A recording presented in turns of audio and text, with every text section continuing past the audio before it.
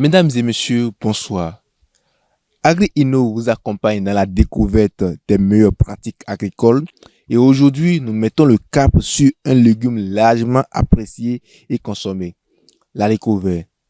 Nous nous intéressons beaucoup plus à sa production, mais surtout à sa production en système hors sol.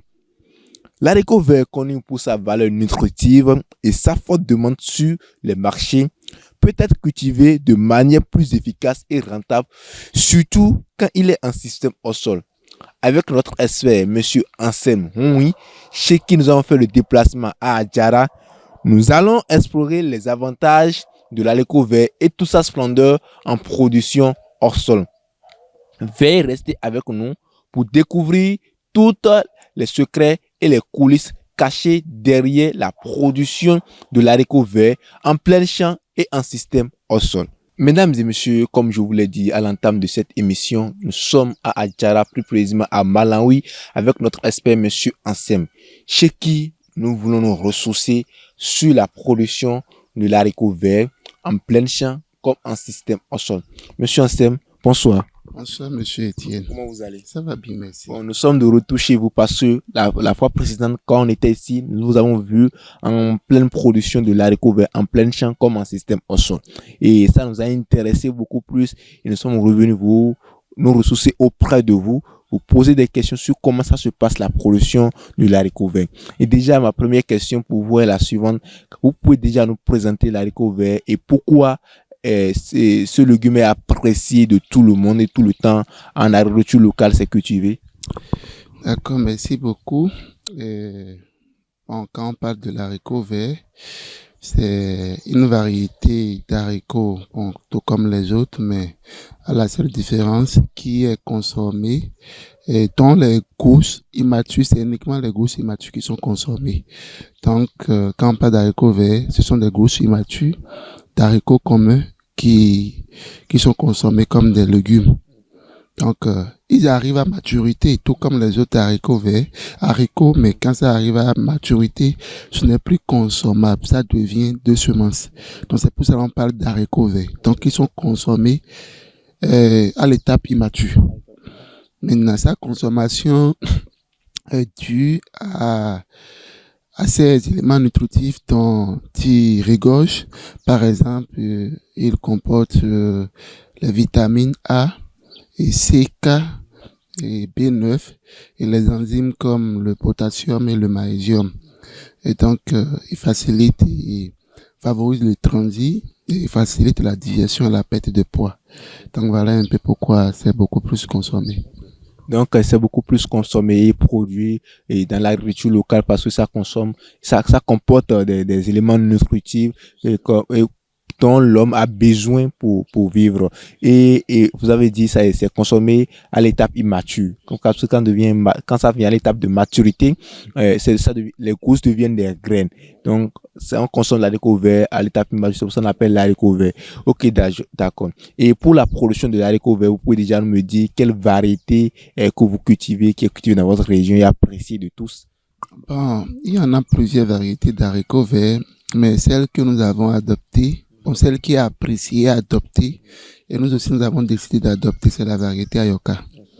Il y en a une autre variété, et spécialement produite au Bénin, mais étant même bien une bonne variété, mais n'est pas trop appréciée sur les marchés. Donc nous produisons uniquement la variété Ayoka sur notre unité de production ici.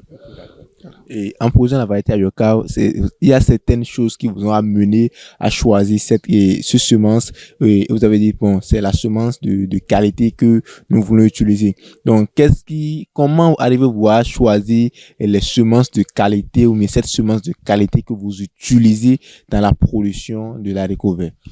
D'abord, le choix de la qualité de la semence tient compte de plusieurs paramètres. Il y a d'abord, la saison favorable à cette variété. Il y a également là où les saisons, parce que une même variété peut être défavorable à deux différentes saisons, c'est-à-dire la saison pluvieuse ou la saison sèche. Ils peuvent s'en sortir mieux. Mais il y en a qui sont uniquement, beaucoup plus favorable à une seule saison. Donc, quand on veut faire le choix, on tient compte de la saison ou des saisons qu'il arrange, favorable à cette semence. On tient compte également de la résistance contre les maladies. On tient compte également du rendement. Donc, quand on parle du rendement, il y en a qui peuvent être beaucoup plus rentables dans un milieu donné, n'est pas être rentable dans un autre. Donc, on tient compte de tous ces aspects-là pour choisir. Donc, quand on prend par exemple la variété Ayoka, c'est une variété d'abord qui est très appréciée, après ça qui est résistante et dont le rendement aussi est très impressionnant. Donc, c'est pour cela que nous avons opté pour la Récové Ayoka. Donc, si je comprends bien, le choix d'une semence, d'une qualité de semence dépend de plusieurs facteurs et c'est en prenant en compte tous ces facteurs-là que vous arrivez à faire le choix de la semence adaptée. Et quand on parle de la production, il y a toujours un support. Le support, c'est le sol. C'est ça que vous utilisez. Maintenant, en plein champ, comment vous arrivez à choisir quel type de sol est adapté pour la production de l'haricot vert et comment préparez-vous ce sol-là pour recevoir l'haricot vert en production? Bon, il faut avouer que l'haricot vert est une variété, une circulation beaucoup plus particulière qui s'adapte à beaucoup plus, à différents sols. Seulement que l'haricot vert n'aime pas les sols limoneux, les sols cailloutés et tout ça. Et de façon, pour être simple, il faut un sol bien drainé, riche en matières nutritives et donc, si déjà l'haricot vert se retrouve dans ces deux conditions, je pense que il peut pousser facilement et donner un bon rendement. Maintenant, bien avant le semis, il faut travailler le sol. Le sol peut être adapté, mais vous savez, aujourd'hui, tout est déversé sur sur le sol, dans la nature. Donc, il peut y avoir des déchets, des plastiques, des déchets lourds. Donc, il faut apprêter le sol, en remuant le sol, enlever ces déchets plastiques, ces déchets lourds, pour quand même avoir un sol bien drainé et bien meublé, tout ça là, afin de favoriser le bon développement des racines des haricots verts. Donc, entre-temps aussi, si on remarque que le sol n'est pas riche en matière, dans les éléments, ne comporte pas les éléments nutritifs dont notre plant aura besoin ou bien dont nos plants d'haricots verts auront besoin, il faut maintenant faire un amendement du sol au préalable. L'amendement consiste juste à faire des apports en matière nutritive bien avant le semis. Donc voilà un peu ce que je peux dire pour le moment. Merci beaucoup. Et pour le sol, pour la pollution, je constate que il y a beaucoup de choses qu'il faut prendre en compte en matière de la qualité du sol, du support adapté à la production de l'haricot vert. Ok, d'accord. Et pour planter l'haricot vert, est-ce qu'il y a des meilleures saisons pour pouvoir faire la production de l'haricot vert ou pour le faire en tout temps et en toutes circonstances? Bon, vous savez, la consommation humaine n'a pas de période. On consomme à printemps. Et donc, il n'y a pas cette saison, on dira que nous ne voulons pas consommer. Donc, de ce fait, même si nous reconnaissons qu'il y a des périodes qui sont pas favorables aux haricots verts, on essaie quand même de trouver, de s'adapter, de contourner, et afin de mettre à disposition quand même de ces légumes, de les mettre à disposition de notre clientèle à plein temps. Donc, quand nous allons parler et nous allons faire recours à la meilleure saison, on va parler de avril à juillet. Ça, c'est sa meilleure saison. Donc, de mai-avril, mais bien déjà de fin mars, par là, jusqu'à juillet. Donc, nous sommes dans la saison d'haricots verts, où les haricots verts se développent normalement sans autant de tracasseries. Mais passer cette période, ce n'est pas que ça ne pousse pas, mais ça nécessite beaucoup plus d'efforts maintenant cette fois-ci, parce que ce n'est pas sa saison favorable. Donc, à part avril à juillet, toutes les autres saisons ne sont pas aussi favorables à l'haricot vert, mais on essaie de s'adapter. Merci beaucoup. À part cette saison, tous les autres saisons ne sont pas forcément adaptées à la production, mais vous essayez de vous adapter. Et c'est s'adapter pour pouvoir produire qui amène vers la production au sol. Donc, on va bientôt en revenir sur ça. Mais quand on parle de la production, quand vous êtes en production sur une planche donnée en production maraîchère, par exemple, je prends la découverte en production maraîchère, vous faites des planches et vous produisez dedans. Donc, quel espacement recommandez-vous entre les rangs et l'espacement entre les plants? Parce que vous faites des rangs et c'est selon ces rangées-là que vous produisez. Et pour produire selon ces rangées, il y a aussi des espacements qu'il faut respecter entre les plants. Donc, quel espacement il faut respecter entre les rangs et l'espacement qu'il faut respecter aussi entre les jeunes pousses de plants que vous mettez en production? En réalité, nous avons plusieurs possibilités, mais chez nous, spécialement, nous faisons la production sur des branches. En dehors de la production au sol, nous faisons la production sur des branches et sur des branches de 6 mètres carrés, donc de 1 mètre de largeur, de 6 mètres de longueur. Donc, sur la largeur, nous ne pouvons que mettre 2 rangées parce que la distance qui doit séparer 2 rangées d'haricots verts, c'est de 0,70 à 0,80 mètres. Ce qui veut dire qu'on ne peut pas mettre 3 rangées sur une largeur de 1 mètre. Ce n'est pas possible. Donc, on fait 2 rangées sur la largeur et sur la longueur maintenant. Et donc, ça veut dire sur une même ligne, on les espace de 0,30 à 0,35, 40. Ça peut aller donc. Quand nous prenons par exemple 1 mètre sur la longueur, d'accord? Bon, quand nous prenons généralement, je raconte n'importe quoi, je prends les 6 mètres. Donc on peut mettre, quand on va appliquer un écartement entre 2 nids et entre 2 pokés de 30 mètres et de 30 centimètres, excusez-moi, on peut se retrouver banalement et on va faire 30 cm, comment dit-on, 3 fois 6, ça donne déjà un jour de 18 ans, on peut se retrouver à 21, comment dit-on, poké sur une ligne, ce qui vous reviendra probablement à 22, 24 sur une planche de 6 mètres carrés. Donc de poké, justement. Et pas poké maintenant, on y met 2 à 3 gousses. Ça peut aller. On peut se retrouver à 22 pokés. Donc, 11 pokés sur les 2 rangées. Et maintenant, pas poké maintenant, on y met 2 à 3 gousses d'haricots verts. Donc voilà un peu. Donc je pense que bientôt on va descendre, vous allez nous montrer comment ça se passe l'espacement de façon concrète. Maintenant pour l'haricot vert, quand on le mettait en production, il y a des apports en eau et en nutriments qui se fait bien sûr. Donc comment se passe l'apport en eau et en nutriments pour la production de l'haricot vert en plein champ? L'apport en eau et en nutriments, en fait, d'abord, il faut avouer que pour gérer ce volet de la production, il faut être attentif et pouvoir quand même, comment dit-on, observer le comportement des plants. Bon, généralement, les plants ont besoin d'être arrosés au moins 1 fois par jour, mais il y en a d'autres qui deviennent exigeants au fur et à mesure qu'ils grandissent. Maintenant, comment savoir combien de fois il faut arroser? Ce sont les comportements. Quand vous observez correctement les comportements de vos plants, ce sont ces comportements qui définissent le nombre de fois qu'il faut arroser.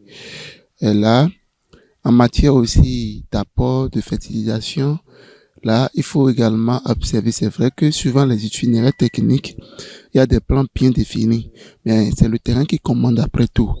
Il peut arriver, si vous vous retrouvez sur un sol bien riche, il peut arriver que vous ne fassiez aucun apport jusqu'à la maturité de votre haricot vert. Si c'est un sol qui n'est pas encore utilisé de façon abusive et c'est une terre encore très vierge et très fertile, donc même avec un seul apport, vous pouvez arriver à un bon rendement. Mais dans les itinéraires techniques, normalement, donc on suppose que nous sommes sur un sol plus ou moins, en réalité, bon, un peu moins riche, on peut faire jusqu'à 3 apports, c'est-à-dire on fait un apport qu'on appelle amendement, donc fumier de fond avant le semis.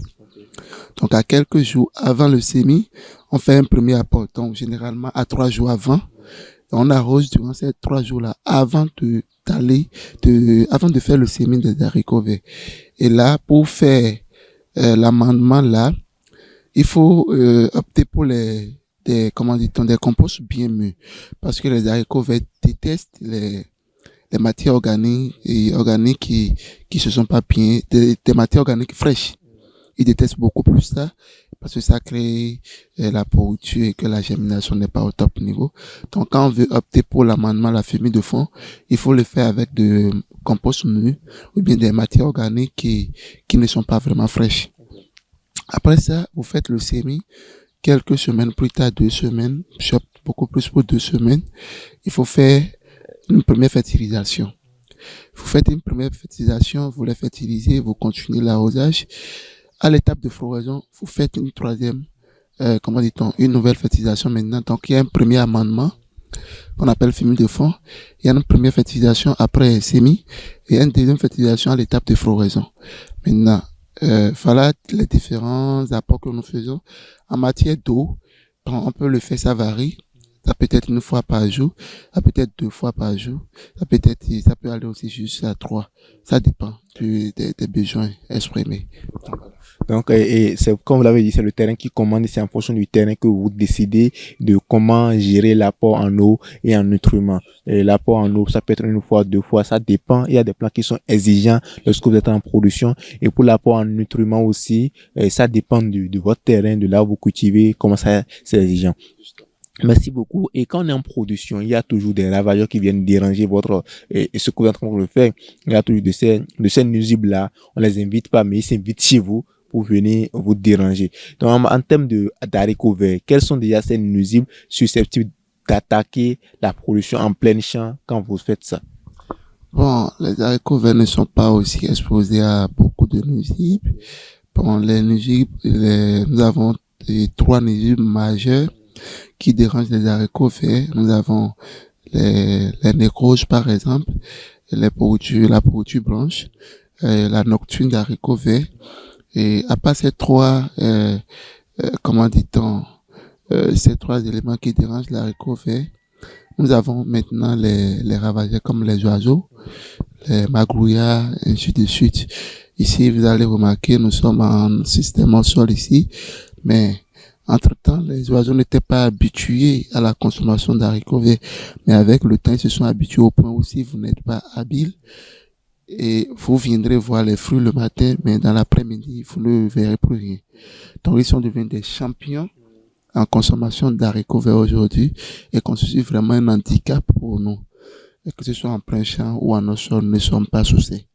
Donc, voilà ce que je peux dire en ce qui concerne les ravageurs, les différentes attaques qui empêchent le bon développement de la production d'haricots verts. Et en termes de ces ravageurs-là, il y a un ravageur que les oiseaux, c'est difficile pour vous de les contrer, mais j'espère que vous arrivez quand même. On arrive parce que, entre-temps, on s'était pas confronté à ce problème. Les oiseaux ne consommaient pas du tout. Donc, ils venaient, mais ils n'étaient pas habitués. Mais comme toute chose s'adapte, il a fallu juste écouter 1 fois, 2 fois, et d'autant plus que, d'abord, ils ont commencé par les fleurs.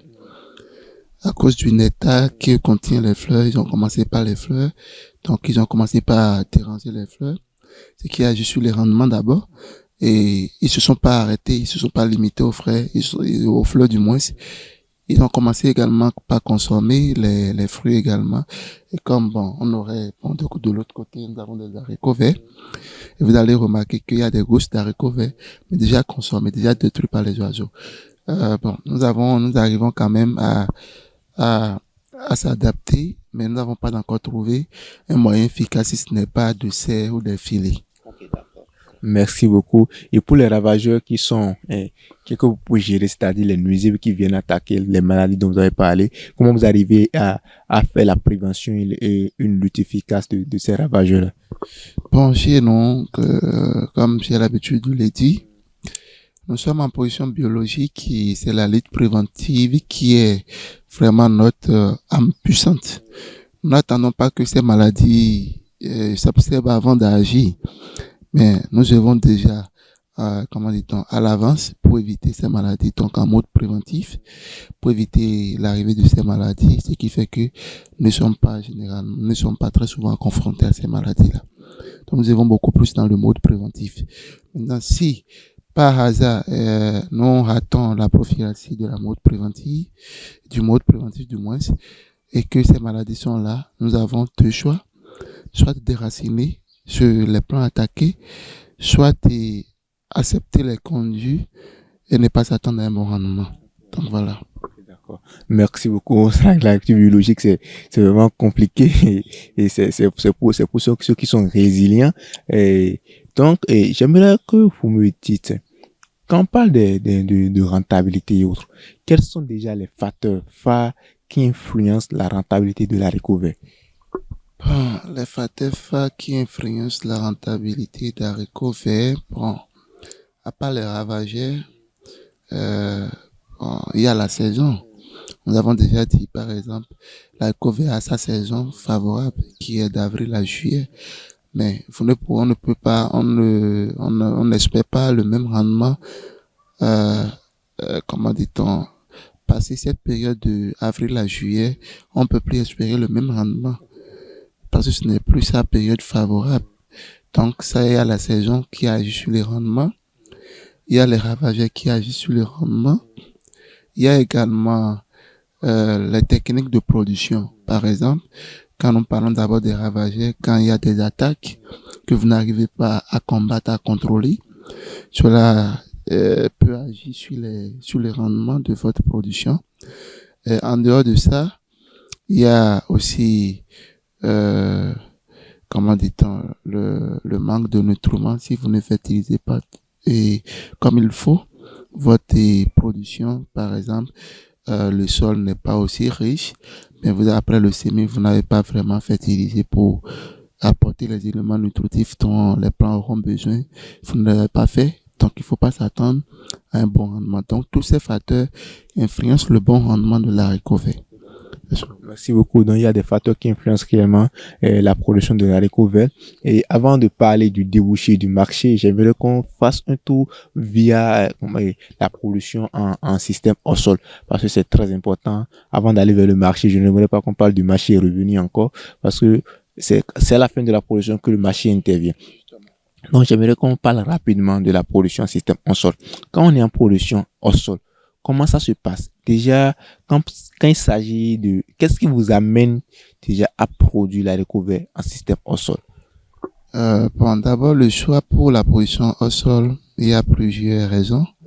D'abord, la production au sol, en production au sol, toute spéculation est beaucoup plus rentable, plus qu'en plein champ. Donc, que ce soit tomate, haricots verts, peu importe, tout ce que nous faisons en système au sol est beaucoup plus rentable. C'est-à-dire, on arrive facilement à atteindre au moins le double de la rentabilité attendue en plein champ. Donc, c'est une première raison qui nous pousse à la production au sol. La deuxième raison, ce sont ses avantages. Genre, vous avez moins de stress, moins de difficultés à gérer les mauvaises herbes, moins de difficultés en matière de la bonne gestion de l'eau.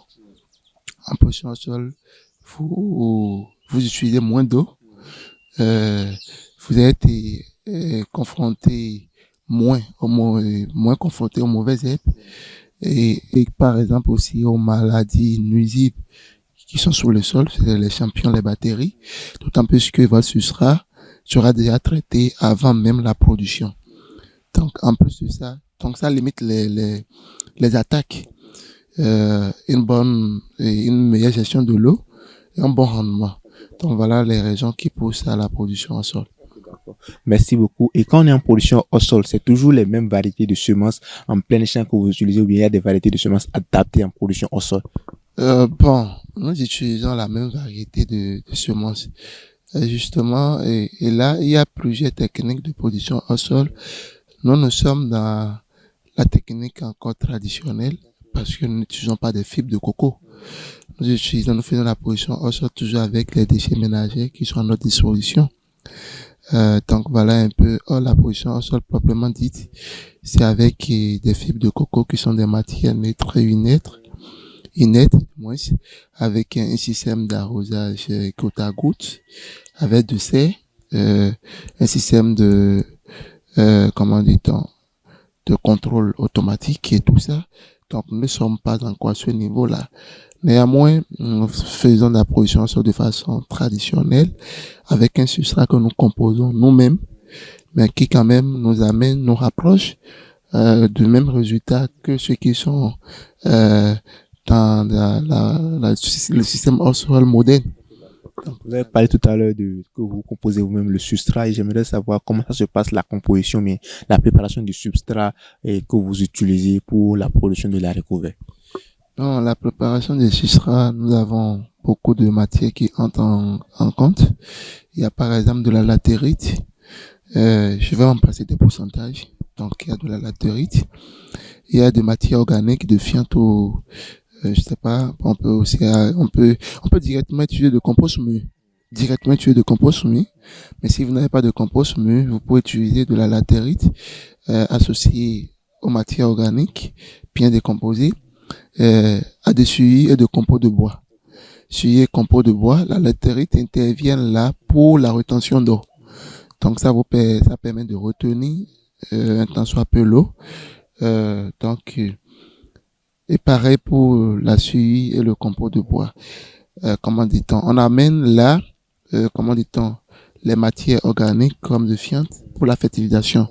Il faut avouer que la production au sol proprement dite, quand on prend les fibres de coco qui sont des matières neutres et inertes, ne contiennent aucun élément nutritif pour pouvoir nourrir les plants. Donc, c'est à vous-même d'apporter des éléments nutritifs dont auront les plants quotidiennement. Ce qui les amène à utiliser des engrais liquides. Ça peut aller, qui sont renversés dans la source principale d'alimentation d'eau et que cette eau maintenant, qui est servie à la production sous la forme d'un système goutte à goutte. Mais chez nous, d'autant plus que nous sommes en production biologique, nous optons beaucoup plus pour les composts et les engrais organiques et tout ça. Donc, on ne pourra pas aller renverser les fientes dans notre source d'eau, dans notre tank pour pouvoir alimenter. Donc, ça nous oblige à rester avec des substrats composés auxquels on peut ajouter des fientes. On ne peut pas ajouter des fientes sur les fibres de coco.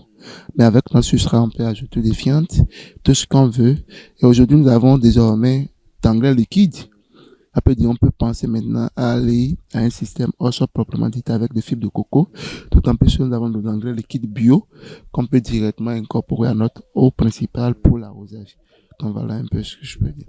Merci beaucoup. Et je pense qu'il y a un système de tutorage de l'haricot vert. Et quand vous êtes en production, il faut tutorer l'haricot vert. Et comment ça se passe, le système de tutorage de l'haricot vert en système au sol? Le système de tutorage d'haricots verts, c'est d'abord ça qui permet d'avoir un bon rendement. Parce que les haricots verts sont des plantes rampantes. Et donc, il faut faire le tutorage pour quand même permettre un bon développement et une bonne croissance. Et ce tutorage consiste à positionner des tuteurs, genre mettre en place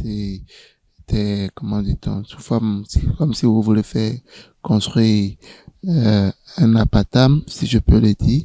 Donc on dispose des bois et on essaie de disposer des bambous au-dessus et ce qui serait des supports de tutorage. Et donc, il y a des fils maintenant qui relient les haricots verts à ce support que vous avez fait pour permettre au plant de ramper jusqu'en haut. Donc, quand on parle de tutorage, c'est un support de tutorage qui sera mis en place. Et quand on utilise maintenant des fils, on parle de ficelles de tutorage qui essaie de relier maintenant le plant à votre support. Et donc, les plants vont suivre maintenant le ficelle de tutorage pour ramper jusqu'en haut. Et comme ça lui permet de se sentir beaucoup plus à l'aise et de donner un bon rendement. Et c'est bien. Donc, en implantant le système de tutorage dedans, ça vous amène à des dimensions, des écartements entre les plans et les rangées de poké que vous utilisez ou bien de support bocal que vous utilisez pour la production. Et comment ça se passe, l'espacement, la production de ça? En position hors sol, c'est beaucoup plus particulier. Là, l'espacement ne pose pas trop de problème parce que là, chaque plan avec son pot. Son pot, en fait, en pré-champ, c'est pour éviter qu'il y ait, comment dit-on, un comblement des racines qu'on essaie d'espacer. Mais ici, vous pouvez même disposer plusieurs pots ensemble du fait que aucune racine ne va pas sortir de son pot pour aller déranger l'autre. Il n'y a pas de souci. Donc, il n'y a pas trop de soucis pour l'espacement. Et comme vous le remarquez, déjà, nous avons juminé 2 rangées ensemble et les pots sont vraiment côte à côte, ce qui ne respecte pas l'espacement en plein champ. Ça peut aller. On pouvait encore beaucoup plus serrer les rangées comme ça, parce que là, on n'a pas de souci à se faire. Chaque plan dans son pot et ne dérange pas l'autre. Donc, il n'y a pas trop de soucis. C'est pour cela qu'on dit, sur une petite surface, en position au sol, on arrive à faire un bon rendement. C'est-à-dire, vous pouvez produire 3 fois, 4 fois, d'accord, vous pouvez avoir le même rendement 3 fois, 4 fois sur la même chose si vous allez faire à plein champ. Quand on prend par exemple 100 mètres carrés, si c'est, comment dit-on, un rendement de, qu'est-ce que je raconte, de 50 kilos, on peut avoir, sur ces 100 mètres carrés, vous pouvez aller jusqu'à 200-250 kilos en position au sol. Parce que le rendement est élevé. D'abord, le nombre de poids à y mettre est élevé parce qu'il n'y a pas obligatoirement une exigence de respect, d'espacement et tout ça. Donc voilà un peu. Okay. Merci beaucoup et nous allons nous en arrêter là parce que le temps file. Mais pour finir, j'aimerais vous demander, quand on est en production au sol, ça vous permet de beaucoup plus contrôler les ravageurs, ou bien vous êtes toujours confronté aux mêmes ravageurs que quand vous êtes en plein champ? Bon, les ravageurs auxquels nous sommes confrontés quand nous sommes en système au sol, c'est beaucoup plus les oiseaux. Okay. Les maladies telles que nécrose et tout, et comment dit-on, anthracnose, les noctules d'haricots verts et tout ça sont limités parce que le substrat est traité. Et nous ne sommes pas en plein champ pour qu'après, normalement quand on est en plein champ, quand il y a plus, il y a lessivage et les champignons peuvent être emportés, peut-être déplacés d'un endroit à un autre, ce qui fait que les plants sont beaucoup plus exposés. Ça peut aller. Maintenant, si vous êtes en production au sol, il peut pas y avoir de lessivage. Ça peut aller. Votre plant est en pot, et qui voudra dire, même s'il doit avoir de lessivage, le pot essaie de protéger les racines et n'expose pas les plants à ces différentes maladies. Donc, quand on va parler de ravageurs, le seul, ce sont les magouillards, les oiseaux, beaucoup plus. Merci beaucoup et je vous remercie pour vos éléments de réponse. Nous sommes avec vous pour parler de l'haricot vert. Il y a encore beaucoup de questions qui est taguées sur le roche, mais malheureusement, le temps nous a surpris. On va s'arrêter là. Comme je l'ai toujours dit, l'émission se fait en 2 langues, le français et le fond, mais on est ici dans Adjara, précisément à Malawi, donc on va parler beaucoup plus le fond. Donc ce qu'on a eu à dire en français tout à l'heure, on va l'expliquer en gros pour que tous ceux qui nous regardent à l'heure actuelle puissent aussi avoir une idée de l'haricot vert, de sa production et surtout en production au sol. Mechiro mi kmodo UACTV ton de Dieu si bavino kogon kon le to no mi do gbeni mi do kwemi tele gbedo poropo click basa mi di buru click do filo mi tro click ho je mi no do de we na do no bon de we e kono blog bon fite kono sado on le mi tele kono zambo e se ko do gleme on na me no mi no kendiru akpasa fione boy gbedi mi ko le wa me da ho ansem gon do mi wa gon ton de yi mi gbon eche mi ton ji boy kono se ko de hula do mi mi kan ko bi etro lo e no blu alo we khami no tim mi gege no mi o mi le wa ko ton go na ken haricot vert de mi no khote bo no duwe ne we kono dogbon ne we no yingbon ewe mi wa fi gbe bo kan ko supo bi edeji lo be timenu mi e no haricot vert o kleme pale e gbedion système de cachet niveau do système au sol be so ni no do haricot vert o kleme pale ya e no do sachet le ya e no do e roba vile no ni de letimbo e no blo no se e do po bo so no haricot vert o comme li tata bo nu le me no do haricot vert do e haricot vert kera no ke gwe no do no mon coton le me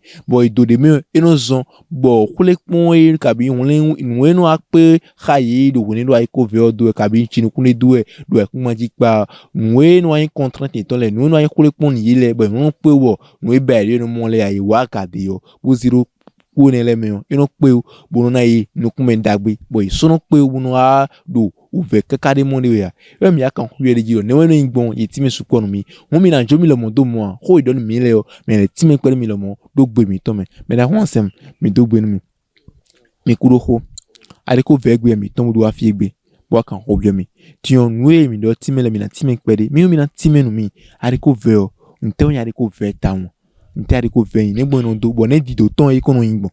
Ok. Haricot vert ho no mi te yo in aivile e aivi metonde mi kono dola ile fo gbigbo to eno ke eno no te chobo eno ho chobo do wa zo me do haricot vert e ka in kun lo kele we no do wa eno do e po fro no ton pipo e de mi kono dola ile o eno de fro so gbo no do kun ni ko hwen e ke yo ni ko hwen o ele yan haricot vert e ko hwen kun mi no le zambo la godo mais ni na o do ye bo ero haricot vert o hwe no e edo kun trobo kun ma ko hwen a we no pe bo ye ja dudu gbe o ino du papa o pipo bo no ezo e ka ndu lo mo e no ke e ye vu gbe to no ke ele do élément nutritif lele bo ni no dudu o eno wa dagbe nu organisme meton ni do élément le mi tin lo vitamine A, vitamine C, vitamine K, vitamine B9 bo do potassium polo et fer 5 no ne le po do haricot vert me bo ezombo ke ni edudu o no comment no contomen et non favoriser digestion ni mi dunu le yo bo haricot vert de me et non digérer no kanji bono isel kanji abego ni la mi do poisson po haricot vert do e rien na zo mi na perdre poids et mi si donc no ne ezombo et ils ont mêlé non ya ou doit ko fait o di mo ke dudu gi mo tombo mi do obligé pour non do support voilà mettre reprendre besoin et ton là ne haricot vert no di do ne weno ingbon ne mi no do bon donc haricot vert no di do e di de mi kono do haricot pale do e fo gbo to en lo gile e yo non gba ho na mbo e non blo au camp parce que et une pente rampante c'est vrai que haricot miton di ele swing ils do camp mais ils non blo tu te rais no hier mais yo mi do obligé pour blo tu te rais no hier ouais tombo nous ba mi de o 600 de ba mi de mi no mo 600 nous quand on y canando en donc et ko mon fille yo ando te o et ko wa son fille bo de nous kan le pisse bo de no 50 tagbanu adore haricot vert ton do ito me gagner des pisse o et na ba haricot vert sin kon e ba haricot vert sin kon ai bale ki yo andoro e kono yi e matière organique engrais compost mieux ya o kono ba kono ai gba energie bo et donc renforcer capacité ai gba autant là et aussi donc noué et ai gba aussi noué haricot vert sin monde là ai gba mais et au frein donc et non ando haricot vert et kondo et non ze konde me ah oui attends bon ni no que na karo do torole et do espace bo non nai bon ni mi dans l'espace il en mise 1 mètre d'abord entre rangées mais non de 70 cm ça fait 0,070 mètres ouais entre deux rangées 0,70 0,80 entre deux rangées de ranger le poigio espace de la séparer toi oui plan oui et bro 35 à 40 cm donc ni mi do ranger le poigio ni mi kundoro pour filer dion tu mi encore autant maintenant 30 à 35 cm tu bo kundoro mi ga kundoro fo dolo po mi mi sindo haricot vert ah oui attends dolo po mi ga donner fo ouais no mi ko renforcer capacité sur le ton kon mi do fo e braza ne haricot vert on attend et na où donc et au fogo do 2 semaines plus tard il allait renforcer na yi ndudu ouais na du la blametero suganji bon e ka na ndudu ne fo e na ka ro sin wo na yi polando nendo edo ayi gba pa yi onu kan ya no wi nando nu kan ne de sewe nendo edo osoro nu kan ya no wa mais osoro e nando sin wo na régulièrement maintenant e blone fo pour éviter que azonde et na to tagba no le ni wa mi yem dem no blo prévention blo que mi do atinke edo mi no na no le azondo flema mi no na bo edo no na Kikron et m'de domiton d'abord. À zone les tewa et non il laisse non pe ou pour nous croire vont et comme vaccination des nombreux nous filer. Né do à zone wa to même et yok povle non blo vaccination nous yebo. Organisme beton qu'on a prêté et anticorps les bon nous croire vont à zone les ni la zone les wa. Donc c'est pareil. Le nombre donc et ne do tant les aides le non te point zone mais non biblo c'est mes nombres alors chaque 2 semaines nombre prévention est donc les membres apportent un temps que boto et blo 2 semaines mais non les nan nous le pologo ne va que c'est rogio parce que c'est au non plan les non tout besoin de support ton logo na mettre au mot et mettre on a c'est support ton mais les nombres apport à ton go bon et mettre au 12 gangi pendant 12 gangi et na c'est support donc des non ils vont et bien connaît mi kan mi ton e kwata bo ikoto alobro na mi me to mo loji don ti on ni po nya kan mi lo mi na mi sa mi mo lo mi no po mo sa dabi na mi blo an lo sol kodo parce que wo don le système en sol bon mi na do ti me kleun mi no do nu mi ton nu glonglon le mi no don le de me bon pour les points mi no mondo nu di dodo ko ai gbaji lo mi mo so mondo ene le kon ti on na mi na dodo nu kleun le me ne we no yingo na mi ka dodo ne mi ko no sado. Donc, des dollars non crème mal pour vous n'embiller. Seulement que il faut que vous ayez des mains et ni mes dollars non crème la main et non ton azon et non rien azon des non doya non non ne doya ibagio et non rien la non mi donc azon les son wa mi comme moi avec go ino que au sinzizan mi non arrivé bon contrôler sinzizan bon mi non singegia. Donc, si pele nous en la mise de position au sol. Parce que si on peut le même y, pendant mi si on peut le pour même qu'on tourne que racine comment. On est en plein champ mais aussi on non pas que bon fibio. Donc nous avons nous en sous bois en plein champ. Donc au sol nous avons si on en sous bois. Avec go au sol nous avons si c'est mina mon donné mi doit y back pa yo. Si c'est on en rougan minga mo sisen ay gba pa ton to no we do no ton do also do teme lo poji donc et non favoriser mi po mi mo lo que no na eyin ay dagbere eyin wa lo dagbere bo ni mi hin bo mate do teme no ko mi ton egbe ya po mi do ari ko fe sin besoin me on mi hin mi na do fidi on tal gi mi ndi ay ko ve ka ro fi po mi no gbe donc de no igbon yan ko ni nous nous tout sachet mais et nebo nous combiné normalement ni minamblo et fibre de coco ni et bien agonke et comment on appelle ton ni et bien agonke ndé de bon di tekando et agonke ne ti de me on ouais non belo sachet même non do ne de me agonke si tiene le cadeau nous plan de nando besoin bolando yaga donc ils ont ben en bas engrais ne le boy no engrais liquide et non ba kono si to me kubo no wuna yi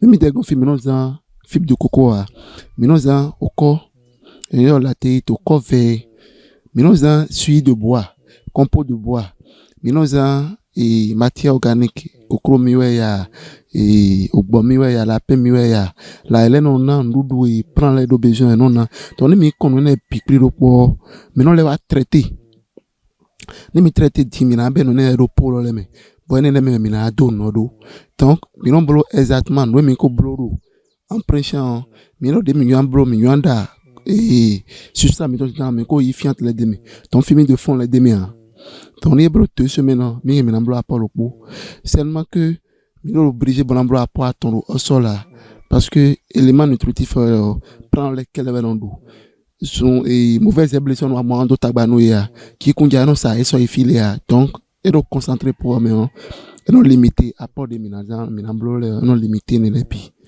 donc au sol on est les minawa si ça si en parcours pour dominer dehors mais le problème si ça tombe d'abord pour de non de bon minos engrais au fia mais car on a atteint et des rien wa bon yo produits chimiques minos en débouffia donc comme des mesures pas nombre bio et je bon ahio et d'autres tagbano mia c'est vrai que mesures pas quand que non bio y non que non ba minandua pas minando et minon me sensibilité de mais et je bon les bon mi do mere boy non mi do concurrent mais nos concurrents sont pas.